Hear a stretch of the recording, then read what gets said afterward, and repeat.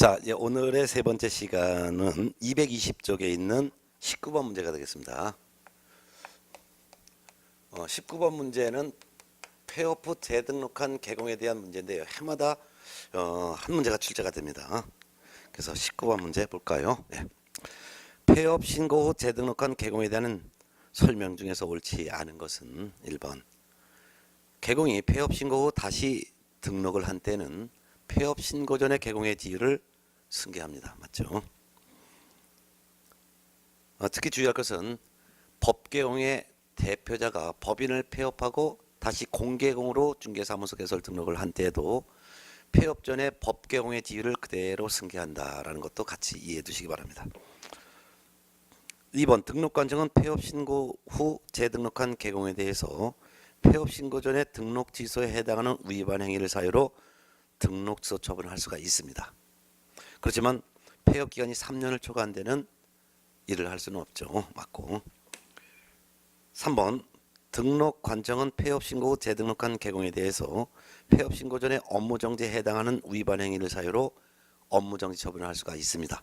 다만 폐업 기간이 1년을 초과한 때는 업무 정지 처분을 할 수가 없죠. 맞고요.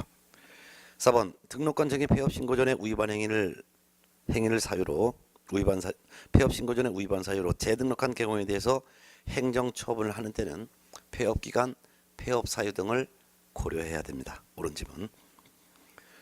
5번 1년간 폐업 후 재등록한 개공이 폐업 신고 전에 등록 취소 사유로 등록 취소 처분을 받은 경우 등록 등의 결격 사유 기간은 등록 취소 3년이다? 아니죠. 폐업 기간 1년을 공제하죠. 따라서 폐업 전에 위반 행위를 사유로 재등록한 개공에 대한 행정 처분을 중에서도 등록 취소 처분을 했을 때 그 결격 기간은 등록 취소 후 3년에서 폐업 기간을 공제한 기간입니다. 그래서 폐업 기간 1년을 공제하니까 결국은 등록 취소 후 2년이다라고 해야 되겠죠. 결국 틀린 설명, 옳지 않은 설명은 5번이 되겠습니다. 또한 참고적으로 폐업 신고 전에 위반 행위를 사유로 폐업 전에 업무정지 처분 또는 과태료 처분을 하였을 때 그 업무정지 처분의 효력과 과태료 처분의 효과는 처분일로부터 1년간 재등록한 개공에게 승계된다는 것도 꼭 같이 이해해 두시기 바랍니다. 20번 문제 보겠습니다. 개공인 갑에 대한 처분도 옳은 것, 틀린 것, X 표기가 옳은 것은 기억번 개공갑이 등록증을 대여한 날부터 2개월 후 폐업했고 2년의 폐업 기간 경과 후 다시 개설 등록을 하여 업무를 개시한 경우 의 등록증 대여 행위를 이유로 업무정지 처분을 할 수가 있다. 업무정지 처분을 할 수 있는 것이 아니라 등록 취소 처분을 꼭 해야죠. 폐업 전에 위반 행위가 등록증 대여 행위죠. 등록증 대여 행위는 등록을 취소하여야 하는 사유입니다. 그런 경우에는 폐업 기간이 3년이 초과되지 않았으면 폐업 전에 등록증 대여 행위를 이유로 재등록한 경우에 대해서 등록 취소 처분을 해야 합니다. 폐업 기간이 2년이니까 3년 초과되지 않았기 때문에 등록 취소해야 됩니다. 따라서 기억번 틀린 지문. 니은번 개공갑이 미성년자를 중개보전으로 고용한 날부터 45일 만에 고용관계를 해소한 경우 이를 이유로 업무정지 처분을 할 수가 있다? 없습니다. 소속공인중개사 중개보전을 결격 사유자를 직원으로 고용했을 때 2달 이내 해소하면 됩니다. 2달 이내 해소하지 않으면 업무정지 처분을 할 수가 있죠. 근데 45일 만에 해소했죠. 해소했으니까 업무정지 처분을 할 수가 없습니다. 디귿번 개공갑이 업무정지 사유에 해당하는 거짓 보고한 날부터 1개월 후 폐업을 하였고 4년의 폐업 기간 경과 후 다시 개설 등록을 한 경우 의 거짓 보고한 행위를 이유로 업무정지 처분할 수가 있다? 없습니다. 폐업 기간이 3년 초과되면 어떤 행정처분도 못합니다. 근데 폐업 신고 전에 위반 행위가 업무 보고해라 라는 명령에 대해서 거짓 보고를 했다 이거예요. 그런 경우 이는 업무정지할 수 있는 사유죠. 업무정지에 해당되는 위반 행위는 폐업 기간이 1년 초과되면 폐업 전에 업무정지에 해당되는 행위를 사유로 재등록한 개공에 대해서 업무정지 처분을 할 수가 없습니다. 폐업 기간이 1년 초과됐죠. 4년이 됐으니까. 따라서 폐업 전에 업무정지에 해당되는 행위를 이유로 다시 등록한 개공에 대해서 업무정지 처분을 할 수가 없습니다. 결국 기억, 니은, 디귿 다 틀렸고 답은 5번이 되겠습니다. 21번부터가 이제 공인중개사에 대한 자격 취소에 해당되는 건데요. 자, 21번입니다. 자격 취소에 관한 설명 중 옳은 것은 자격 취소 처분은 자격증을 교부한 시도지사 또는 공인중개사의 사무소가 소재는 시도지사가 행한다. 아닙니다. 자격 취소 처분은 무조건 자격증을 교부한 시도지사가 자격 취소 처분합니다. 2번 자격증을 교부한 시도지사와 공인중개사 사무소가 소재하는 시도지사가 서로 다른 경우에는 자격증을 교부한 시도지사가 자격 취소 처분에 필요한 절차를 모두 이행한 후 그 결과를 공인중개사 사무소가 소재하는 시도지사에게 통보해야 된다. 들었습니다. 반대죠. 이때는 사무소가 소재하는 시도지사가 자격 취소 처분에 필요한 절차를 모두 이행한 후 그 결과를 자격증 교부한 시도지사에게 통보해야 합니다.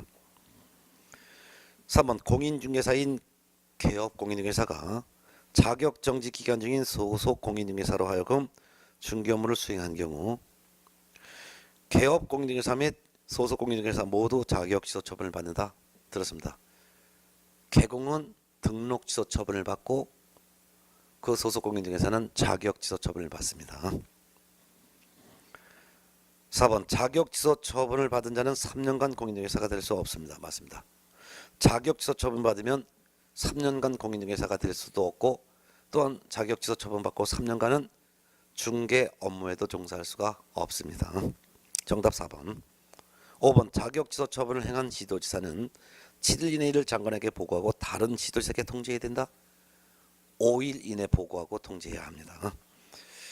자격 취소 처분 받은 사람이 자격증 반납이 7일 이내고 자격 취소 처분한 시도지사는 자격 취소 처분한 사실을 5일 이내 장관에게 보고하고 다른 시도지사에게 통지를 해야 합니다. 결국 옳은 것은 4번이었습니다.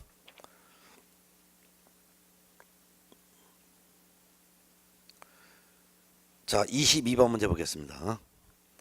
공인중개사의 자격 취소에 관한 설명 중 옳은 것은 1번 공인중개사 자격 취소 처분을 받은 개업 공인중개사는 중개사무소 소재지를 관할하는 시도지사에게 자격증 반납해야 된다? 아닙니다. 자격 취소 처분한 그 시도지사에게 반납해야 되죠. 결국 자격증을 교부한 시도지사에게 7일 이내 자격증을 반납해야 합니다. 2번 부정한 방법으로 자격을 취득한 경우 자격 취소 사유에 해당되며 1년 이하의 징역 또는 1,000만 원 이하의 벌금에 처한다? 자격 취소 처분만 받습니다. 징역형이나 벌금형은 받지 않습니다. 3번 시도지사는 공인중개사의 자격 취소 처분을 한 때는 7일 이내 장관에게 보고해야 된다. 5일 이내 보고해야 됩니다. 4번 자격증 교부한 시도지사와 공인중개사 사무소 소재지에 관한 시도지사가 다른 경우 자격증 교부한 시도지사가 자격 취소 처분에 필요한 절차를 이행해야 된다. 아닙니다. 사무소 소재지 시도지사가 자격 취소 처분에 필요한 절차를 이행해야 합니다. 그리고 그 결과를 자격증 교부한 시도지사에게 통보해야 됩니다. 5번 공인중개사가 자격정지 처분을 받고 그 정지 기간 중에 다른 계층의 소속 공인중개사가 되면 자격 취소 사유가 된다. 맞습니다. 자격 사유 부양지역 부정한 방법으로 자격을 취득한 경우 공인중개사가 다른 사람에게 자기의 성명이나 또는 자격증을 양도돼야 한 경우 자격정지 기간 중에 있는 자가 자격정지 기간 중에 중개 업무하거나 자격정지 기간 중에 다른 계층에 소속한 경우 공인중개사법 위반으로 징역형 선고받은 경우 결국 답은 5번이 되겠습니다. 23번 문제 보겠습니다. 중개 업무를 수행하는 소속 공인중개사의 자격정지에 관한 설명으로 옳은 것 1번 거래계약서에 서명 및 날인하지 않은 경우 자격정지 사유에 해당한다. 맞습니다. 자격정지 사유 속인 건지 확인하고 확인하여 거짓거래 금지 소속 공인중개사가 다른 계층에 소속한 경우 인장 등록하지 않거나 등록하지 않은 인장을 사용한 경우 성실 정확하게 확인 설명하지 않거나 설명할 때 근거자를 제시하지 않고 설명한 경우 당해 중개 업무 수행했음에도 불구하고 확인 설명서에 서명 및 날인하지 않은 경우 거래계약서를 거짓 작성했거나 또는 둘 이상의 거래계약서를 작성한 경우 당해 중개행위를 했음에도 불구하고 거래계약서에 서명 및 날인하지 않은 경우 금지행위에 해당되는 행위를 한 경우 1번 질문 맞습니다. 정답은 1번이고요. 2번 확인 설명서를 교부하지 않은 경우 자격정지 사유에 해당한다. 아무리 당해 업무를 수행했다 하더라도 소속 공인중개사는 확인 설명서와 거래계약서에 서명 및 날인의 의무만 있고 그 외에 확인설명서와 거래계약서를 작성할 의무, 거래 당사자에게 교부할 의무, 확인설명서 사본을 3년 보존하고 거래계약서를 사본을 5년간 보존해야 될 의무는 소공에게 없고 개업 공인중개사의 의무입니다. 소공은 당해 중개행위를 한 경우 확인설명서와 거래계약서의 서명 및 날인의 의무만 있습니다.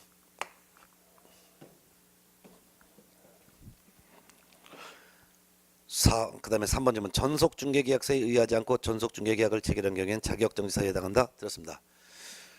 전속중개계약 체결했을 때 전속중개계약서를 사용해야 될 의무자는 개구입니다. 소공은 이런 의무 없습니다. 4번 시군구청장은 공인중개사가 자격정지 사유 발생 시 6개월 범위 안에서 그 기간을 정하여 자격의 정지를 할 수 있다. 시군구청장이 할 수 있는 것이 아니라 자격정지는 시도지사가 할 수 있습니다. 5번 자격정지 기간은 2분의 1 범위 안에서 가중 감경할 수 있습니다. 그런데 가중하여 처분하는 경우 6개월 할 수 있다. 압니다. 아무리 가중 처분하더라도 자격정지와 업무정지는 6개월 초과할 수가 없습니다. 결국 옳은 설명은 1번이었습니다. 24번 문제는 여러분이 한번 직접 풀어보시고 25번과 26번은 자격정지 기준인데요. 25번 문제를 풀어보겠습니다. 25번 자격정지 기준으로 옳은 것은 자격정지 기준 이거 외우셔야 되는데요. 자격정지 사유 속인 건지 확인하여 거짓거래 금지해서 둘 이상의 사무소에 소속한 경우 자격정지 기준 6개월이고 거래계약서를 거짓 작성 둘 이상 작성했을 때 자격정지 기준 6개월이고요. 금지행위에 해당되는 행위 했을 때 자격정지 기준이 6개월입니다. 그 외 나머지는 전부 다가 3개월입니다. 3개월. 네. 속 거짓 금지 6개월짜리 속 거짓 금지 6개월. 나머지는 전부 다 3개월. 이게 정리가 돼 있어야죠. 교육번 등록하지 않은 장을 거래계약서에 날인한 경우 6개월이 아니라 이건 3개월입니다. 4번 성실 정확하게 확인 설명하지 않은 경우 3개월 맞습니다. 디귿번 중개의뢰인과 직접 거래한 경우 금지행위 한 거죠. 3개월 틀렸습니다. 6개월입니다. 리얼번 다른 계경의 소속 공인중개사가 된 경우 이중소속이죠. 6개월 맞습니다. 미음번 거래계약서에 거래금액을 거짓으로 기재하거나 서로 다른 둘 이상의 거래계약서를 작성한 경우 3개월 틀렸습니다. 6개월이죠. 결국 옳은 설명은 니은번 그 다음에 리얼번 두 개가 되겠고 답은 2번이 되겠습니다. 26번 문제는 동일한 유형의 문제니까 여러분 직접 풀어보시고요. 그 다음에 27번 문제 보겠습니다. 자격정지 처분에 관한 내용으로 틀린 것은 1번 등록관청은 공인중개사가 자격정지 사유에 해당하는 사실을 알게 된 때는 지체 없이 그 사실을 시도지사에게 통보해야 합니다. 맞습니다. 주의할 것은 자격취소 사유에 해당되는 사실을 알았어도 등록관청은 시도지사에게 통보하여야 한다는 규정이 없습니다. 2번 자격정지 기준은 국토교통부 령으로 정한다. 맞죠? 3번 시도지사는 위반 행위의 동기, 결과 및 횟수 등을 참작하여 자격정지 기준의 2분의 1 범위 안에서 가중 또는 경감할 수 있습니다. 근데 뒷집은 가중하여 처분하는 경우 자격정지 기간은 6월을 초과할 수 있다. 6월을 초과할 수 없습니다. 6월을 한도로 합니다. 틀린 거 답 3번이죠. 4번 시도지사가 청문을 실시하지 않고 자격정지 처분한 경우라 하더라도 그 자격정지 처분의 효력에는 영향을 미치지 않는다. 영향 미칩니다. 그래서 청문 실시 아니한다. 맞습니다. 따라서 4번 좀 맞는데요. 자격정지 처분하고자 할 때는 청문 실시하지 않죠. 업무정지 처분할 때도 청문 실시하지 않죠. 따라서 업무정지와 자격정지 처분하고자 할 때 청문 실시하지 않고 업무정지, 자격정지 하더라도 그 정지 처분의 효력에는 영향을 미치지 않습니다.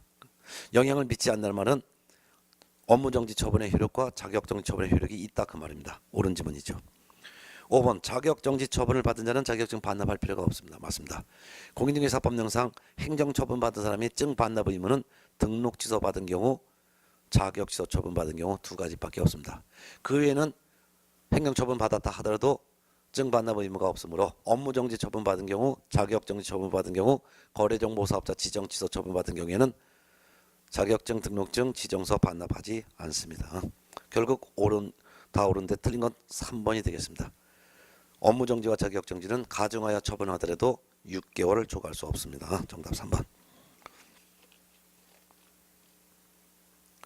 28번 문제 보겠습니다. 공인중개사에 대한 행정처분에 관한 설명이다. 옳은 것은 1번 등록관청은 공인중개사가 자격지소 처분 사유에 해당하는 사실을 알게 된 때는 지체 없이 그 사실을 시도자에게 통보해야 된다. 이런 규정이 없습니다. 틀린 지문입니다. 등록관청이 위반 사실을 알았을 때 지체 없이 시도자에게 통보해야 되는 위반 사실을 안 것은 자격정지 사유 사실 안 것만 지체 없이 시도자에게 통보해야 한다라는 규정만 있을 뿐입니다. 2번 시도지사는 공인중개사의 자격을 정지하고자 할 때는 청문을 실시해야 된다. 자격정지 처분하고자 할 때 청문 실시하지 않습니다. 3번 시도지사는 공인중개사의 자격 취소 처분을 한 때는 5일 내 장관에게 보고하고 다른 시도지사에게 통지해야 된다. 맞습니다. 4번 시도지사는 공인중개사 자격정지 처분을 한 때는 5일 내 장관에게 보고해야 된다. 자격정지 처분한 사실은 보고하지도 않고 다른 시도지사에게 통지하지도 않습니다. 5번 자격이 정지된 자는 자격정지 처분을 받은 날로부터 7일 내 자격증 교부한 시도지사에게 자격증 반납해야 된다. 반납하지 않습니다. 자격정지 처분 받은 경우는 증 반납하지 않습니다. 결국 옳은 설명은 3번이 되겠습니다. 행정처분의 마지막 문제가 29번 문제입니다. 거래정보사업자에 대한 지정 취소인데요. 국토교통부 장관이 거래정보사업자의 지정을 취소할 수 있다라는 것이 포인트입니다. 지정 취소 처분을 할 수도 있고 안 할 수도 있는데 한다면은 지정 취소 처분을 하기 전에 먼저 청문은 실시해야 된다는 거죠. 지정 취소 사유는 5가지 부영 정사일인데요. 거짓 부정한 방법으로 지정을 받은 경우 지정 취소할 수 있다. 0. 거래정보사업자로 지정을 받고 3월 이내 운영규정을 제정하여 승인받지 않거나 운영규정에 대한 변경 승인을 받지 않고 운영규정을 무단으로 변경했거나 또는 운영규정을 위반하여 정보망을 운영한 거래정보사업자의 지정을 취소할 수 있습니다. 정. 거래정보사업자가 개공으로부터 공개 의뢰받지 않은 정보를 공개하거나 의뢰받은 내용과 다르게 정보를 공개하거나 개공에 따라 차별적으로 정보가 공개되도록 했을 때 지정을 취소할 수 있습니다. 이때는 지정도 취소할 수 있고 1년 이하의 징역 또는 1,000만 원 이하의 벌금형에 처벌도 합니다. 4. 개인인 거래정보사업자가 사망 또는 법인인 거래정보사업자가 해산되어 계속적인 정보망 운영이 불가능했을 때도 지정을 취소할 수 있습니다. 그렇지만 사망 해산을 이유로 지정 취소 처분을 하고자 할 때 이때는 청문을 실시하지 않습니다. 1. 정당한 사유 없이 지정을 받은 날로부터 1년 이내에 정보망 설치 운영을 하지 않았을 때도 지정을 취소할 수 있습니다. 예. 자, 1번부터 봅니다. 그래서 29번. 지정 취소에 관한 설명 중 옳은 것은 1번 장관은 정당한 사유 없이 지정 신청일로부터 6월 이내 정보망을 설치 운영하지 아니한 때는 지정을 취소할 수 있다. 그렇습니다. 정당한 사유 없이 지정 신청일이 아니라 지정 받은 날로부터 1년 이내 6개월도 아니고 1년 이내 지정 받은 날로부터 1년 이내 정보망을 설치 운영하지 않았을 때 지정을 취소할 수 있습니다. 2번 거래정보사업자의 사망 또는 법인의 해산으로 정보망의 계속적 운영이 불가능한 경우 청문을 실시하지 않지만 반드시 지정을 취소해야 된다. 청문 실시하지 않고 지정을 취소할 수 있다라고 해야 되겠죠. 3번 거짓 그 밖에 부정한 방법으로 지정을 받은 경우 지정이 취소되고 3년 이하의 징역 또는 2,000만 원 이하의 벌금에 처해진다. 들었습니다. 거짓 그 밖에 부정한 방법으로 지정을 받았을 때는 지정을 취소하여야 한다가 아니라 지정이 취소되고가 아니라 지정이 취소될 수 있습니다. 라고 해야죠. 지정이 취소될 수 있습니다. 그렇지만 형벌은 받지 않습니다. 4번 지정을 받은 날로부터 30일 내 운영규정을 제정하여 국토교통부 장관의 승인을 얻지 아니한 때는 지정이 취소될 수 있고 500만 원 이하의 과태료 처분을 받을 수 있다. 여기서는 30일이 아니라 3월입니다. 거래정보사업자 지정을 받았으면 지정받은 날로부터 3월 이내에 운영규정을 제정하여 승인받아야 되고 운영규정을 위반해도 안 되고 운영규정을 변경하려 할 때도 미리 운영규정 승인을 받아야 하는데 이를 위반했을 때는 지정 취소할 수 있습니다. 이때는 500만 원 이하의 과태료가 같이 병과가 됩니다. 결국 맡기려면 지정 받은 날부터 30일이 아니라 3월 이내 운영규정을 제정하여 장관의 승인을 얻지 아니한 때는 지정이 취소될 수 있고 500만 원 이하의 과태료를 받을 수 있다고 해야죠. 5번 개업 공인중개사로부터 공개 의뢰받은 정보의 내용과 다르게 정보를 공개한 데는 행정처분과 행정형벌이 병과된다. 맞습니다. 개공으로부터 공개 의뢰받은 내용과 다르게 공개하거나 개공으로부터 공개 의뢰받지 않은 정보를 공개했을 때 지정 취소할 수 있고 그게 바로 행정처분이에요. 그리고 1년 이하의 징역 또는 1,000만 원 이하의 벌금에 처한다. 그것이 바로 행정형벌이죠. 그래서 행정처분으로서 지정 취소될 수 있고 행정형벌로서 1년 이하의 징역 또는 1,000만 원 이하의 벌금형이 병과가 되는 거죠. 맞습니다. 결국 답은 5번이 되겠습니다. 자, 그다음에 이제 228페이지부터가 이제 벌칙인데요. 행정처분에서는 거의 해마다 5문제 정도가 매년 나왔습니다. 그다음에 이제 228쪽부터가 벌칙인데 이 벌칙에서도 역시 벌칙에서도 또한 한두 문제가 해마다 출제됩니다. 그러면 이 벌칙에 대한 내용을 보겠습니다. 그러면 이제 벌칙이 바로 이제 벌칙은 이게 바로 벌칙입니다. 벌칙은 행정형벌과 행정질서벌 둘로 나눠진다 그랬죠. 예. 자, 그러면은 30번 문제 보겠습니다. 행정처분 및 벌칙에 관한 설명 중에서 틀린 것은 1번 원칙적으로 행정처분과 행정형벌은 병과할 수가 있습니다. 맞아요. 행정처분이라는 것은 등록 취소, 업무정지와 같은 것을 말하는 것이고 벌칙은 징역형, 벌금형을 말하는 거죠. 그래서 하나의 위반 행위로 행정처분과 행정형벌은 병과될 수가 있는 게 원칙입니다. 예를 들면은 이중 등록했다 라고 한다면 이중 등록을 했으면은 등록 취소해야 되고 행정형벌로서 1년 이하의 징역 또는 1,000만 원 이하의 벌금형도 처하니까 하나의 위반 행위를 가지고 행정처분과 행정형벌은 병과가 될 수가 있습니다. 이게 원칙이죠. 맞습니다. 2번 원칙적으로 행정처분과 행정질서벌은 병과할 수가 없는 게 원칙입니다. 맞습니다.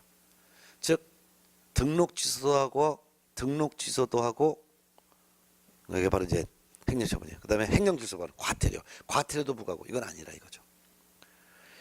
맞습니다. 근데 다만 예외적으로 한 가지 위반 행위를 가지고 행정처분과 그 다음에 행정형벌이 병과되는 게 하나 있었죠. 우리가 바로 방금 전에 거래정보사업자가 개공으로부터 공개 의뢰받지 않은 정보를 공개하거나 다르게 공개하거나 차별 공개했을 때는 지정 취소할 수 있고 행정처분, 그 다음에 행정형벌로서 1년 이하의 징역 또는 1,000만 원 이하의 벌금에 처한다 있었죠. 그게 바로 3번 지문입니다. 3번 그 다음에 행정처분과 행정질서벌이 병과되는 게 하나 있다 그랬죠. 행정질서벌, 즉 어떤 경우냐, 거래정보사업자가 운영규정을 제정하여 승인받지 않거나 변경 승인받지 않거나 운영규정을 위반했을 때 지정 취소할 수 있고 그 다음에 500만 원 이하의 과태료, 행정처분과 행정질서벌이 병과되는 예가 하나 있습니다. 이거 했었죠. 예, 그겁니다. 그래서 3번 거래정보사업자가 운영규정을 위반하여 정보망을 운영을 했을 때는 지정 취소라는 행정처분과 500만 원 이하의 과태료, 행정질서벌이 병과할 수가 있습니다. 이건 예외적으로 가능합니다. 맞습니다. 4번 징역형과 벌금형은 병과할 수가 있다. 없습니다. 징역형 문 뺏는 거예요. 벌금형 돈 뺏는 거예요. 그래서 징역 또는 벌금 중에 하나를 하는 거지 징역형과 벌금형을 동시에 갈 수는 없습니다. 또한 징역형과 벌금형 병과할 수 없고 징역형과 과태료도 병과할 수 없죠. 몸 뺏고 돈 뺏고 안 돼요. 벌금형과 과태료도 병과할 수는 없습니다. 그래서 5번 질문 4번과 5번은 징역형과 벌금형 병과할 수가 있다 없다라고 해야 되겠고요. 5번 공인중개사법에 규정된 징역 또는 벌금형에 해당되는 죄와 다른 죄의 경합범에 대해서 벌금형을 선고할 때는 이를 분리해서 선고해야 합니다. 맞습니다. 정답 5번. 이 지문은 꼭 기억해 두시기 바랍니다. 정답 5번. 31번 문제는 3년 이하의 징역 또는 3천만 원 이하의 벌금형에 처해지는 사유인데요. 옳게 짝짜진 거 찾습니다. 31번. 그럼 3년 이하의 징역 또는 3천만 원 이하의 벌금형 사유 무부 증직상투 요건데요. 무등록 중개업을 한 자, 거짓 그 밖에 부정한 방법으로 등록한 자. 금지 행위 중에서 4가지가 있습니다. 양도할선이 금지된 부동산의 분양, 임대 등과 관련 있는 증서의 매매 교환을 중개하거나 그 증서의 매매를 업으로 한 금지 행위를 위반한 자. 즉 중개의뢰인과 직접 거래를 한 금지 행위 위반한 개공 등. 거래 당사자 쌍방을 대리한 개공 등. 미등기 전매를 중개하는 등 탈세 투기를 조장한 금지 행위를 한 경우가 바로 3년 3천만 6가지죠. 기억번 개공이 아닌 자로서 중개업을 영위하기 위해서 중개대상물에 표시 광고한 경우 개공사칭이죠. 이거는 3년이 아니라 1년 이하의 징역 또는 1천만 원 이하의 벌금형. 4번 개공이 아닌 자로서 중개사무소 부동산 중개 또는 이와 유사한 명칭을 사용한 경우도 이것도 개공사칭이니까 1년 1천만 1년 이하의 징역 또는 1천만 원 이하의 벌금형 사유. 그 다음에 디귿번 개업 공인중개사 등이 양도 알선 등이 금지된 부동산의 분양 임대 등과 관련이 있는 증서 등의 매매 교환을 중개하거나 그 증서의 매매를 업으로 했다면 3년 3천만 중에서 여기에 여기에 해당되죠. 디귿번은 해당합니다. 1번 등록 취소 처분을 받은 후 중개업을 했어요. 등록 취소 처분을 받으면 등록의 효력이 소멸됐죠. 그럼 등록의 효력이 소멸됐다는 것은 등록의 효력이 없는 상태, 즉 무등록 상태에서 중개업을 한 것이니까 무등록 중개업을 한 사람 3년 이하의 징역 또는 3천만 원 이하의 벌금에 해당합니다. 그래서 리얼번도 해당합니다.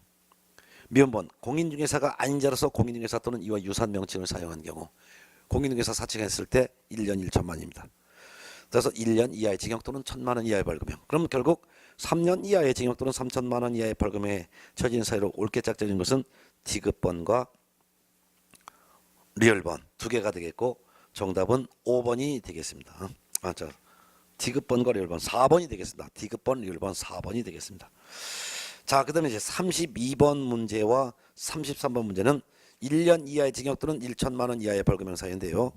그럼 1년 이하의 징역 또는 1천만 원 이하의 벌금형 사유를 다 외우고 있어야 되는데 1년 이하의 징역 또는 1천만 원 이하의 벌금형 사유는 요겁니다. 이양이 속아서 사투 벌여 정비사 사급 땄다.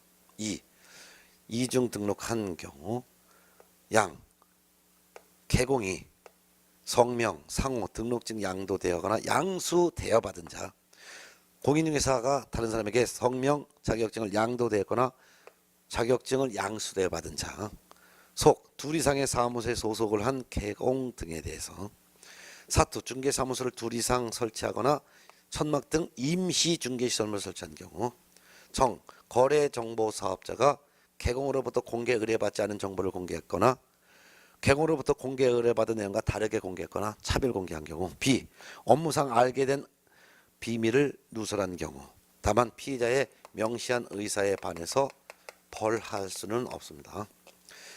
사칭했는데 공인중개사가 아닌 자가 공인중개사 또는 이와 유사 명칭 또는 사용한 경우 또는 개공이 아닌 자가 공인중개사 사무소 부동산 중개 이와 유사 명칭을 사용했거나 중개대상물 표시 광고한 경우 금지행위 또 별도의 4가지가 있죠. 중개대상물의 매매를 업으로 한 금지행위를 한 경우 무등록 중개업을 한 자인 사실을 알면서 그를 통하여 중개를 의뢰받았거나 무등록 중개업자에게 자기의 명의를 이용케 한 개공 등에 대해서 1년 1천만 원. 물론 무등록 중개업을 한 사람은 3년 이하의 징역 또는 3천만 원 이하의 벌금형이고 무등록 중개업자인 사실을 알면서 그를 통하여 의뢰를 받은 개공 등이나 무등록 중개업자에게 자기의 명의를 이용케 한 개공 등은 1년 이하의 징역 또는 1천만 원 이하 벌금형. 법정 보수 또는 법정 실비를 초과하여 금품을 받은 개공 등 거래상의 중요사항에 대해서 거짓된 언행 등을 한 금쟁이를 한 경우에는 1년 1천만. 그래서 매무수고에서 무는 무등록 중개업자인 사실을 알면서 중개 의뢰받거나 명의를 빌려준 개공 등이 여기 1년 1천만이라는 거 정리를 해 두시고 외워 두셔야지만 문제를 풀 수 있죠. 자, 그러면 32번 문제 보겠습니다. 개업 공인중개사가 1년 이하의 징역 또는 1천만 원 이하의 벌금에 처해지는 사유 명시된 것이 아닌 것. 1번 공인중개사 자격증을 대여했어요. 자격증 대여는 1년 1천만 맞죠. 2번 등록증 양도했어요. 이것도 1년 1천만 맞죠. 3번 이중 등록해서 1년 1천만 맞습니다. 근데 4번 의뢰인과 직접 거래한 경우는 1년 1천만이 아니라 3년 이하의 징역 또는 3천만 원 이하의 벌금형이죠. 정답은 4번. 5번 천막 그 밖에 이동이 용이한 임시중개 시설물을 설치했어요. 1년 1천만 이양이 속아서 사투 벌여 정비사 사급 땄을 때 사투가 사무소를 둘 이상 설치하거나 천막 파설 등 이동이 용이한 임시중개시설물을 설치한 경우 해당합니다. 결국 답은 4번이 되겠습니다. 자, 그 다음에 이제 33번 문제는 여러분이 직접 풀어보시고 34번 문제 이건 양벌 규정 문제입니다. 양벌 규정 봅니다. 34번 공인중개사법령상 양벌 규정에 관한 설명 중 틀린 것은 1번 소속 공인중개사 중개보존의 중개 업무에 관하여 개업 공인중개사에게 양벌 규정이 적용되어 개업 공인중개사가 300만 원 이상의 벌금형을 선고받아도 이를 이유로 개공에게 벌금형 선고 후 3년의 결격 사유는 적용되지 않습니다. 맞죠? 2번 개업 공인중개사인 법인의 사원 임원의 중개 업무에 관해서는 개공에게 즉 법개공에게 양벌 규정 적용되지 않는다. 양벌 규정은 소공 보존의 업무상 위반 행위뿐만 아니라 법개공의 사원 임원의 이 법 위반 행위에 대해서도 양벌 규정 적용됩니다. 틀린 답 2번 나왔습니다. 3번 개공이 소공 보존의 위반 행위를 방지하기 위해서 해당 업무에 관하여 상당한 주의와 감독을 게을리하지 아니한 경우에는 개공에게 양벌 규정 적용되지 않습니다. 옳은 질문이죠. 4번 중개보증이 사적으로 타인에게 폭행을 가한 경우도 개공에게 양벌 규정 적용되지 않습니다. 맞고 5번 소속 공인중개사가 과태료에 해당되는 위반 행위한 경우 예를 들면 연수격을 2년마다 받아야 될 의무를 위반한 경우에는 개공에게 양벌 규정 적용되지 않습니다. 맞습니다. 양벌 규정이 적용되려면 반드시 전제 조건이 개공이 있어요. 개공은 법개공, 공개공, 부개공이 있는데 이 개공이 고용한 사원, 법개공의 사원 임원이 또는 소공 또는 보조원이 이분들이 공인중개사법상 중개 업무를 해야 돼요. 중개 업무하다가 공인중개사법을 위반했어요. 이 위반한 행위가 어떤 행위냐면 공인중개사법상 징역 또는 벌금형에 해당되는 위반 행위를 했어야 돼요. 그런 경우 이 위반 행위자는 이 사람들은 징역형 또는 벌금형 중에 하나로 처벌을 하는 것이고 이들을 고용한 개공에 대해서는 해당 규정에 규정된 벌금형으로 처벌하는 거예요. 징역형으로 처벌받지는 않습니다. 근데 이것도 전제 조건이 개공에게 양벌 규정이 적용되려면 전제 조건이 법개공의 사원 임원이나 또는 이들 개공의 소공 보조원이 부동산 중개 관련 행위를 하다가 법을 위반해야 돼요. 그래서 중개 관련 행위가 아니라면 즉 폭행을 했다든가 아니네 이런 경우에는 양벌 규정이 적용되지 않습니다. 또한 공인중개사법 위반 행위라 하더라도 위반 행위가 바로 징역이나 벌금형에 해당되는 위반 행위여야 돼요. 따라서 징역형이나 벌금형에 해당되는 행위가 아니라 만일 과태료에 해당되는 행위라면 이는 개공에게 양벌 규정은 적용되지 않습니다. 양벌 규정 적용되지 않아요. 또한 위반 행위를 방지하기 위해서 상당한 주의와 감독을 게을리 해야지만 이같이 벌금형이 적용되는 거예요. 근데 주의와 감독을 철저히 했다면 게을리하지 않았다면 이때는 양벌 규정은 적용되지가 않는다라는 것이죠. 예, 그래서 이런 걸 꼭 기본적으로 알아두셔야 돼요. 예. 자 이렇게 보셨고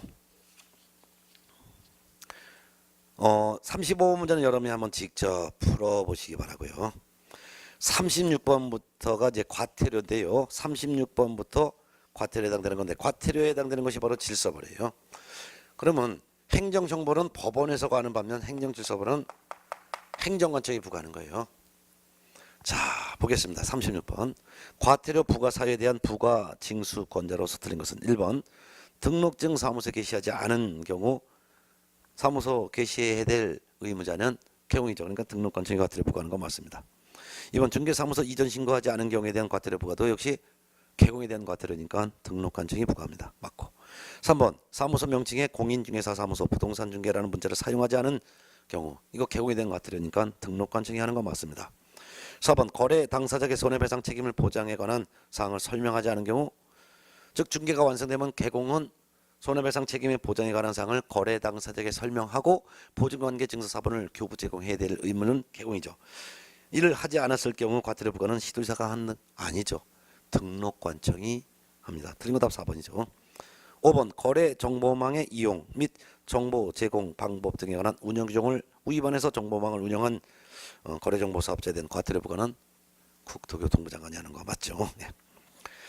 자 틀린 것은 이제 4번인 거 과태료 부과권자 부과징수 대상자 이거 꼭 시험에 나오니까 알아두시기 바랍니다. 37번 문제는 100만 원 이하의 과태료 부과 사유인데요. 100만 원 이하의 과태료 부과 사유 보겠습니다. 100만 원 이하의 과태료 부과 사유는 이복의 문패 반납이죠. 사무소 이전했으면 10일 이내 신고해야 되는데 신고하지 않은 경우, 중개가 완성되었을 때 거래 당사자에게 손해배상 책임의 보장에 관한 업무 보증 설정 사실을 설명하고 보증관계 증서 사본을 교부 제공하지 않았을 때 100만 원 이하 과태료. 중개사무소 안에 게시할 서류 있죠. 등록증, 자격증, 보증서류, 보수표. 원본 게시해야 되는데 게시하지 않은 개공에 대한 과태료 처분 100만 원 이하 과태료예요.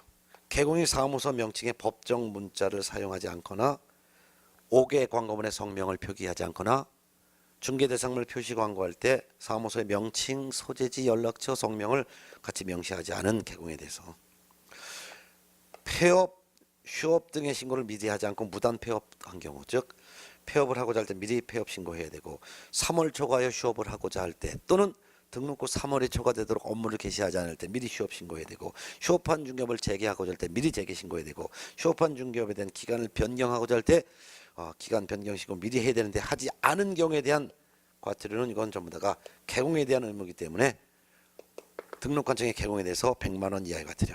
근데 반납은 두 가지가 있어요. 등록 취소된 경우에는 등록증 7일 내에 반납하지 않았을 때 개공에 대한 과태료 처니까 등록관청이 부과합니다. 근데 자격 취소 처분받은 사람이 자격증을 7일 내에 반납하지 않거나 반납할 수 없을 때 그 사유서를 제출해야 되는데 사유서를 서면으로 제출하지 않았을 때도 역시 이 공인중개사 자격 취소된 자에 대한 과태료 처분이니까 이거는 시도지사가 과태료 처분합니다. 시도지사가. 나머지는 전부 다가 나머지는 등록증 반납하지 않을 때까지는 전부 다가 등록관청이 개공에 대해서 과태료 부과하는데 유일하게 자격 취소 처분받은 사람이 자격증 반납하지 않았거나 7일 내에 또는 반납할 수 없는 이유를 적은 사유서를 제출하지 않았을 때는 이 공인중개사 자격 취소 받은 자에 대한 과태료 처분은 이거는 시도지사가 한다는 차이죠. 네.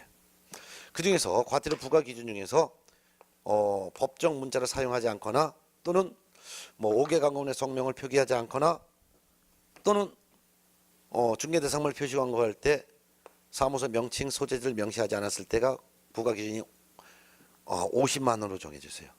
과태료 부과 기준은 대통령령에 50만 원. 그 다음에 등록 취소된 사람이 등록증 반납하지 않았을 때 이것도 과태료 부과 기준 50만 원이에요. 근데 20만 원짜리 과태료가 하나 있어요. 폐업, 휴업 등의 신고를 미리 하지 않고 무단 폐업, 휴업했을 때 20만 원이에요. 나머지는 전부 다가 30만 원 과태료가 부과됩니다. 30만 원, 30만 원. 그래서 자격 취소된 사람이 반납하지 않거나 사유서 제출하지 않은 경우도 30만 원이에요. 자, 이게 머릿속에 정리가 되어 있어야 되겠죠. 자, 그럼 이제 37번 문제는 여러분이 한번 직접 풀어보는데 37번에서 100만 원 이하의 과태료 부과 대상 개공에 해당하지 않는 것은 3번이에요. 3번이 바로 연수익을 정당한 사유 없이 받지 않았을 때는 500만 원 이하의 과태료 사유이기 때문이죠. 38번 문제 보세요. 38번 문제. 100만 원 이하의 과태료 부과 기준 옳은 것. 기억번 성실 정확하게 500만 원 이하 과태료인데 이건 이렇게 넣네요.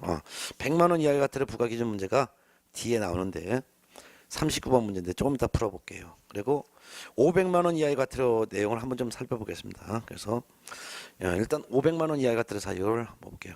설연수 영감 감형. 네. 요걸 한번 다시 한번 옆에다 정리하면은 500만 원 이하의 과태료 설연수 영감 감시용.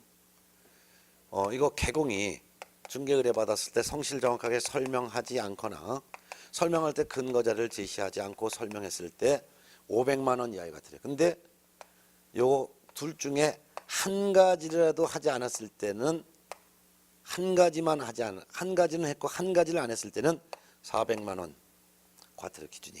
근데 두 가지를 다 안 했어요. 이때는 500만 원.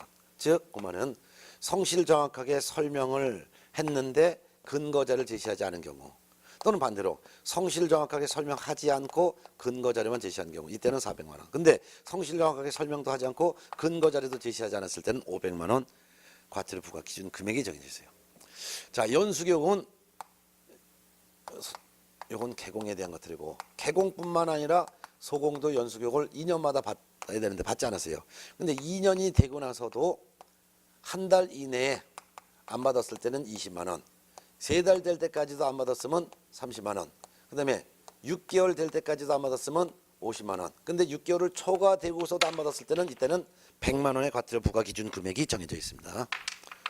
영감은 이건 거래정보사업자에 대한 과태료인데 운영 규정을 제정해서 승인받지 않거나 운영 규정을 위반해서 운영했을 때는 400만 원. 감독상 명령 위반했을 때 200만 원. 감시용 요거는 세 가지는 협회에 대한 과태료인데 협회가 감독상 명령 위반했을 때 200만 원. 공제사업에 대한 시정명령 개선명령 위반했을 때 400만 원. 운용실적 공시하지 않았을 때는 300만 원입니다. 이게 머릿속에 다 정리가 되어 있어야 되는 거예요. 예. 자, 그러면 38번 문제 보겠습니다. 시행령은 대통령령이에요. 별표에 규정된 500만 원 이하의 과태료 부과 기준으로 옳은 것은 몇 개냐. 기억번 성실 정확하게 확인 설명하지 않고 설명의 근거 자료도 제시하지 않고 확인 설명했다. 두 가지 다 안 했죠. 500만 원 맞습니다. 네 번 실무교육 이수 2년이 경과된 날로부터 3개월 초과 6개월 이내에 연수교육 받지 아니한 개공에 대한 또는 소공에 대한 과태료 부과는 500만 원이 아니라 이거는 50만 원이 돼야 되겠죠. 디귿번 지정받은 후 3월 이내 운영규정을 제정하여 승인받지 않았을 때 운영규정 위반했을 때죠. 이거 디귿번 이거 300만 원이 아니라 400만 원이죠. 여러분 공제사업에 대한 시정명령 임원에 대한 징계 해임 요구 이행하지 않거나 개선명령 이행하지 않은 경우 400만 원 이거는 맞습니다. 미음번 회계연도 종료 후 3월 이내 공제사업에 대한 운영실적 공시하지 않았어요. 협회 400이 아니라 이건 300만 원이죠. 결국 옳은 설명은 기억번과 리을번 두 개밖에 없었고 두 개니까 답은 2번이 되겠죠. 예.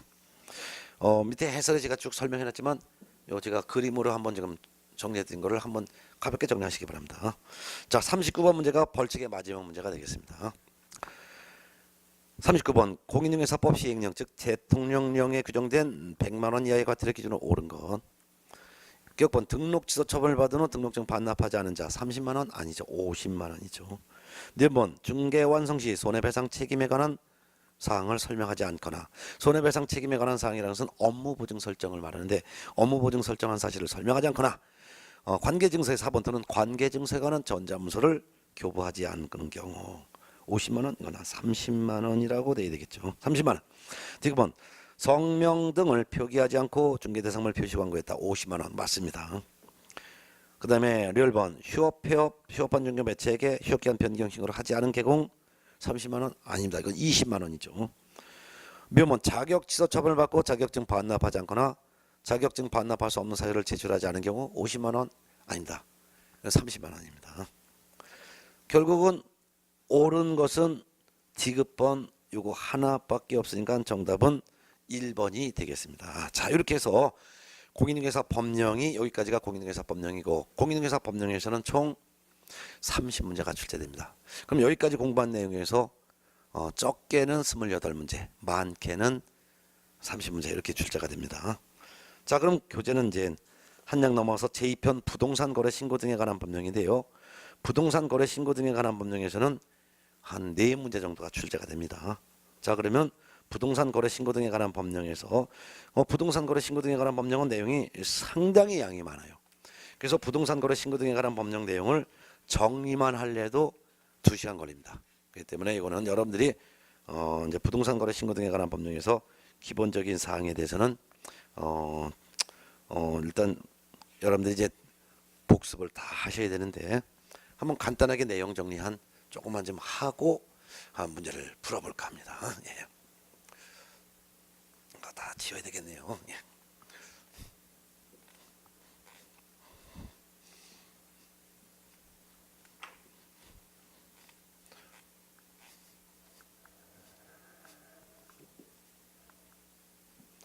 자, 그럼 부동산 거래 신고 등에 관한 법령.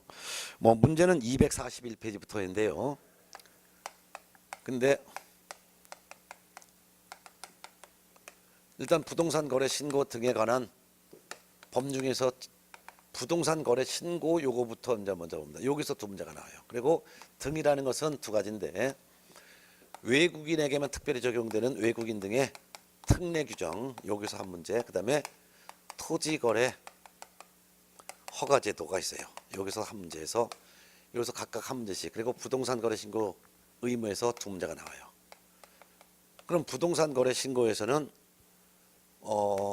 부동산 등에 대한 거래를 신고하는 거예요. 부동산 등. 그럼 부동산 하면은 토지, 건축물을 말하고, 등은 입주권과 분양권을 말합니다. 요에 대해서 거래 중에서도 매매 거래, 즉 매매 계약과 분양권, 입주권에 대한 공급 계약, 공급 계약이라는 것은 분양 계약을 말합니다. 체결됐을 때 60일 이내에 신고해야 되는데, 이를 부동산 거래 신고 의무라고 합니다. 60일 이내 신고하지 않으면은 500만 원 이하의 과태료가 부과되고, 신고할 때는 실제 거래 가격을 신고해야 되는데, 실제 거래 가격을 신고하지 않았을 때는, 이때는 취득한 가액의 100분의 5 이하의 과태료를 처합니다. 부동산 거래 신고는 누가 해야 되냐? 만일 거래 당사자가 직거래했을 때는 거래 당사자가 공동으로 신고해야 됩니다. 그렇지만 거래 당사자 일방이 국가 등인 경우에는, 이때는 국가 등만 신고 의무가 있고 일반 국민은 신고 의무가 없습니다. 또한 거래 당사자 1인이 공동 신고를 거부했을 때는 다른 1인이 신고할 수 있습니다. 거부한 사람도 역시 500만 원 이하의 과태료를 처합니다. 그런데 개업 공인중개사가 매매계약서를 작성 교부했을 때는 개공이 신고 의무가 있고 거래 당사자는 신고 의무가 없습니다. 만일 공동으로 중개를 했다면, 이때는 공동으로 중개한 개공이 공동으로 신고를 해야 될 의무가 있습니다. 자, 신고는 누구한테 하냐면은 신고서를 작성해서 부동산 거래 계약 신고서를 작성해서 이를 신고관청에 제출해야 합니다. 신고관청이라는 것은 부동산이 소재하는 시장이나 군수나 구청장을 말합니다. 부동산 거래 신고할 때는 당모가지, 개대가리, 개도조회, 요거를 신고해야 되는데, 당사자가 바로 당사자 인적사항 신고해야 합니다. 목은 목적 부동산인데요. 목적 부동산이라는 것은 신고하는 부동산의 소재지, 지번, 지목, 종류, 부동산의 종류, 면적을 신고해야 됩니다. 걔는 계약한 날짜, 중도금 지급 일자, 잔금 지급 일자를 신고해야 합니다. 이때 대는 거래 대금인데요. 실제 거래 가격을 신고해야 합니다. 개업 공인중개사가 신고하는 경우에는 개업 공인중개사의 인적사항, 사무소의 소재지, 명칭, 연락처 이런 것도 신고합니다. 그렇지만 거래 당사자가 신고할 때는 개공에 관련된 사항은 신고하지 않습니다. 저는 계약의 조건이나 기한이 있을 경우에는 계약의 조건, 기한도 신고해야 합니다. 특히 신고서를 작성할 때 당사자의 인적사항 중에서 특히 거래 당사자가 다수인 경우에는 각각의 거래 지분 비율을 정확하게 적어야 합니다. 또한 거래 당사자 중 외국인 등이 있다면, 외국인 등은 부동산을 매수하는 용도까지도 표시해서 신고해야 됩니다. 또한 목적 부동산에서 소재지, 지번, 지목을 신고함에 있어서 집합 건축물인 경우에는 지번뿐만 아니라 매동, 매토, 동 호수까지도 신고해야 됩니다. 이 종류는 어떤 부동산인지 그리고 어떤 입주권인지 정확하게 신고하고, 특히 종류를 신고함에 있어서 건축물이라면 건축법 시행령에 규정되어 있는 건축물의 종류를 정확하게 신고해야 됩니다. 면적은 실제 면적을 신고하되 집합 건축물인 경우에는 전용 면적을 신고해야 합니다.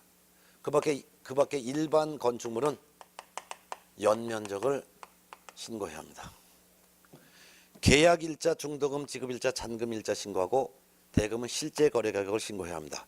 실제 거래가격을 신고함에 있어서 만일 분양권이다 그러면 분양금액도 신고합니다. 분양금액 뿐만 아니라 추가 비용도 신고해야 합니다. 이때 추가 비용이라는 것은 발코니를 확장한다든가 하는 비용 등을 말합니다.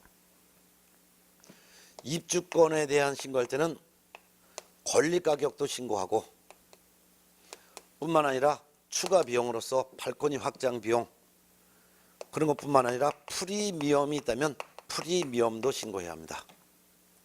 특히 분양권과 입주권에서는 이와 같은 신고할 때 부가가치세를 포함하여 신고해야 된다는 걸 알아두셔야 합니다. 또한 토지나 건축물인 경우에는 실제 거래 가격을 신고하는데 이때는 부가가치세는 포함하지 않는다라는 것을 유념하셔야 합니다. 특히 둘 이상의 부동산을 거래할 때는 각각의 금액과 둘 이상 부동산의 합계 금액도 신고해야 합니다. 각각의 금액보다는 합계 금액까지도 신고해야 된다는 것도 꼭 알아두셔야 합니다. 이런 내용을 다 기재해서 신고관청에다 제출하는 것입니다. 이때 신고관청에다 제출하는데 방문 제출해도 되고 전자문서 제출도 가능합니다. 다만 대리인이 신고할 때는 전자문서로 할 수가 없으며 또한 거래 당사자 중 1인이 공동신고를 거부하여 다른 1인이 신고서를 제출할 때 이때도 전자문서로 할 수가 없습니다라는 거.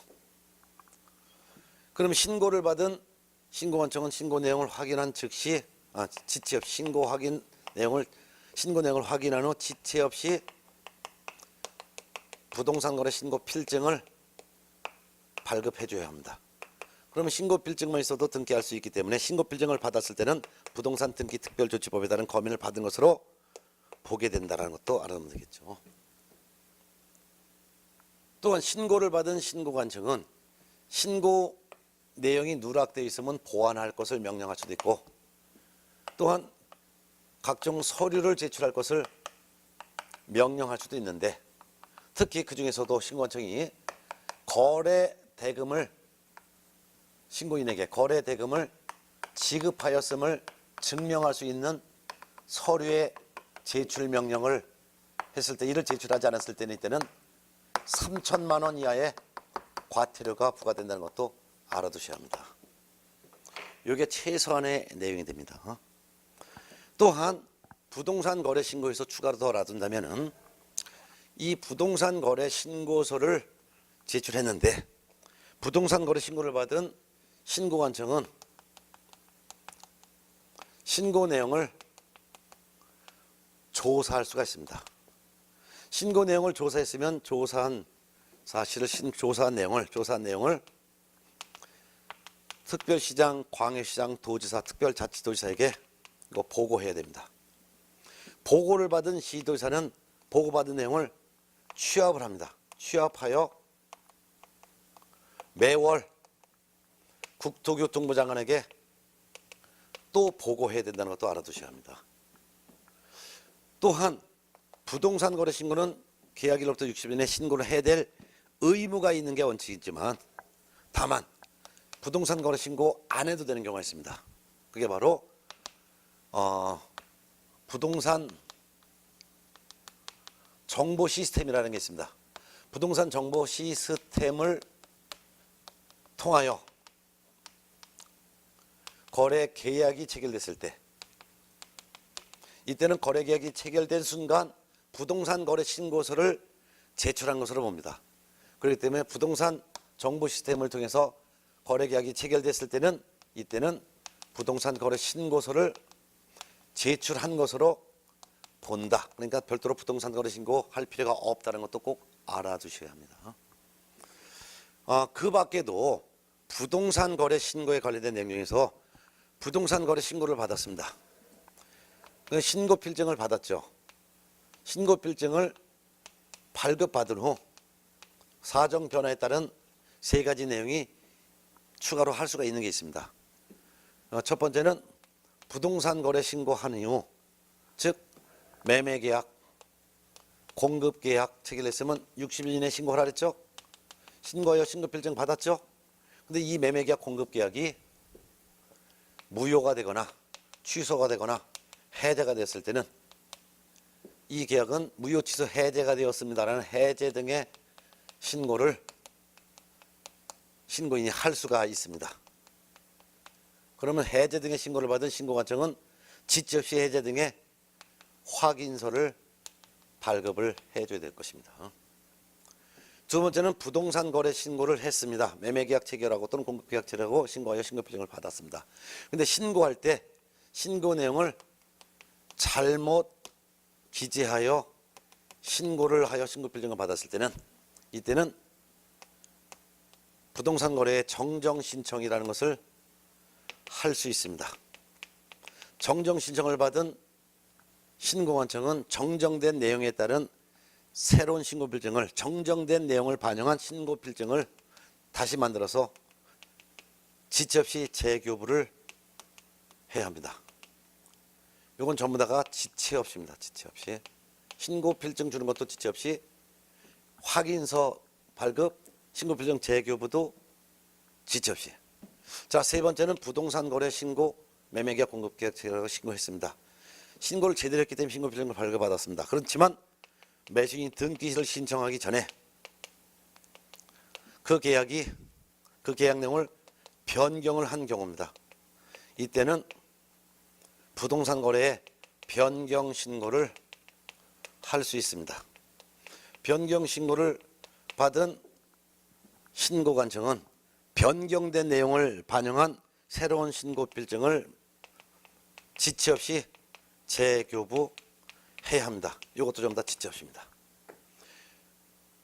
또한 국가기관의 의무 중에서 국토교통부 장관은 부동산 거래 가격의 검증 체계를 구축하여 운영을 해야 되고, 또한 부동산 거래 신고를 받은 시군구청장은 신고를 받은 내용을 이 검증 체계에 따라 신고 내용을 검증을 해야 됩니다. 검증을 하고서 그 검증 결과를 관할 세무서장에게 통보해야 합니다. 그럼 세무서장은 이 통보받은 내용을 국세 부과 또는 지방세 부과를 위한 과세 자료로 활용을 할 수가 있습니다.